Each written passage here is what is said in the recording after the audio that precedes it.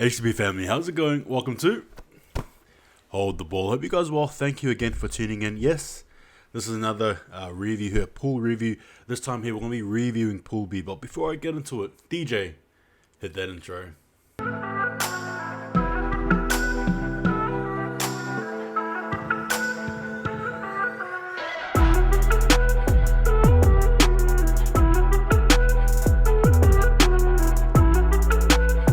Alright guys, I hope you're well, hope you're good, hope everything is smooth wherever you are.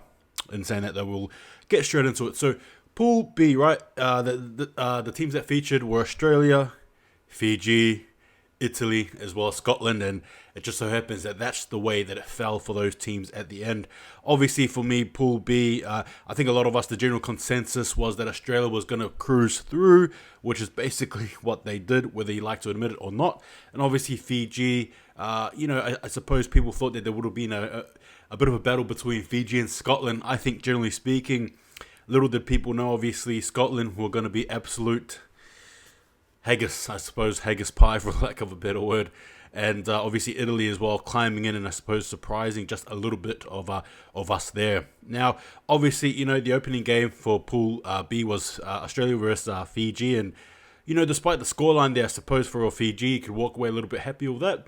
As for Australia, again, another strong showing regardless. And obviously, Australia cruised through. That's just the reality there. They were too good, too strong for every other team. And again, I will have the scores there for you guys, just to give you guys, again, a bit of context. And obviously, Fiji, after that loss there against Australia, look, against Italy, they had a very, very strong answer back, right? Winning that game quite convincing there. And the scoreline obviously being 60 points to 4 there. And then obviously going against Scotland in the end. And a bit of an arm wrestle, I suppose. I suppose that's just probably the best way to say it. But again, Fiji cruising nonetheless, and despite that loss to Australia, still were good enough in my opinion.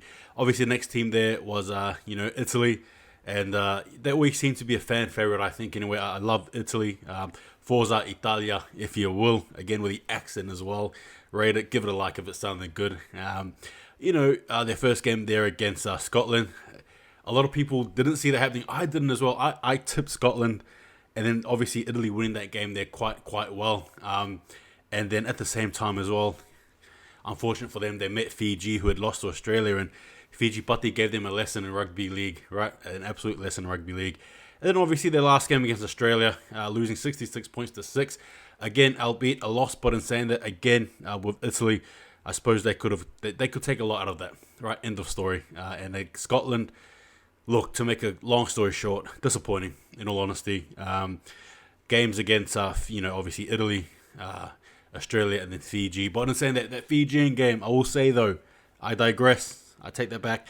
That was probably their bravest performance. And again, to coin a pun there, considering they're called the Bravehearts, there was actually a very strong performance. Losing, though they lost 30 points to 14, that was still, in my opinion anyway, a good game on their behalf. And it was actually good to see Scotland, despite the previous two results, show a bit of life and a bit of a fight, which was what they needed. Now, what I'm going to be doing is going to the players who I thought were good. All right, so 3, 2, 1. So yeah, for Australia, I thought for mine, the best player there, it was pretty tough, but I went with Josh Adokar. Good player, again, scored a lot of tries, headliner act, just, the big fan of Adokar, so Adokar for me. Obviously, there for Fiji. For mine, I thought personally, might surprise a few of you guys, Sunia Turuva was actually a pretty good player, to be honest with you guys. So Sunia Turuva for mine, again, a few good games, and some of the games there, he was actually pretty good, phenomenal actually, and he's only a young player too, so he will learn more from that. And again, expect him to be a continual figure there for Fiji Patti. And obviously Italy, I thought the best player there for mine. For Italy for mine, it was Brendan Santi, again a veteran in his own right. And again, just leading the Italian pack. This maybe his last World Cup, but I'm saying that I hope it isn't. But again, it was just good to see him play. My favorite player there from Italy. Scotland there, the best player for mine, I thought, was James Bell. Again, a very good, solid player there for Scotland. Even despite their severe losses there, he always seemed to be the one there to sort of kept the team going, so to speak, regardless of the scoreline there. But that's it. Look, that's it for me for now. Right. Take it easy, take it as you will. I thought for mine, though, Pool B was probably, in my opinion anyway, the most simplistic pool in my opinion, right? The easiest, straightforward pool. Obviously, cruising there would be Australia. There was a little bit of a mishap, like I talked about there with Scotland and Fiji, but ultimately Fiji Pati came through, and that's the way it goes. But I say that, take it easy. See you guys next time, and just remember, hold the ball.